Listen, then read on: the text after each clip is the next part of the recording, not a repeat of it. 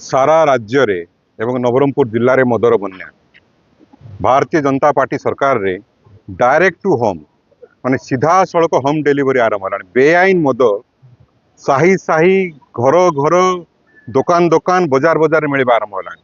सरकार किंतु संपूर्ण नीरव।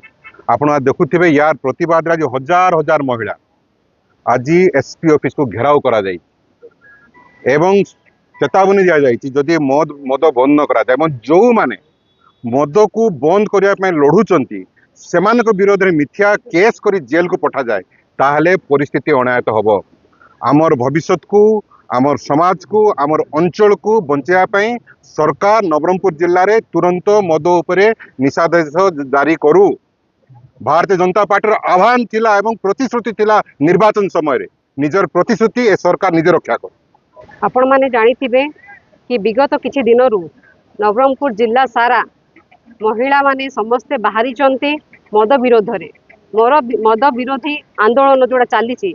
आपण जानिथिबे एई जिंसटा को नै कि आम महिला माने केते एग्रेसिवली बाहरी चंती आ सेटा बाहरीबाटा मध्य निश्चित भाव में प्रযোज्य कहीं कि ना गोटे गोटे फैमिली रे जो लोक माने तांकर अछंती गोटे झियो हैला कि पुओ हैला कि तांकर फैमिली मेंबर हैला केही मध्य एठी सुरक्षित नहांती।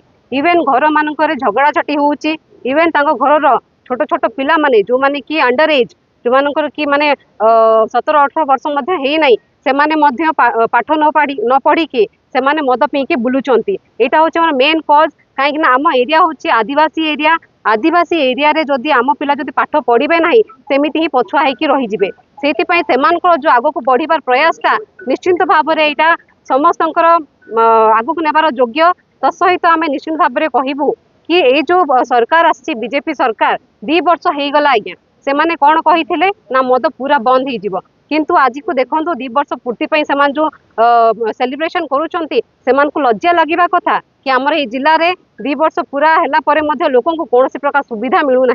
तसहित आमर माँ मैंने आज जो ठिया होकर देखुं आमर जी लोक मान समस्या को लेकिन मद विरोध जो ठिया होती सेटा गोटे बीजेपी गोटे आप जब कहे ताहले तार नेग्लेक्ट जोटा कि लोगों से करने को कहूला से करना कि सरकार रो पूरा टोटाल जदि देखिए आपण पूरा फेलियर सरकार जहाँ कही से किसी करना।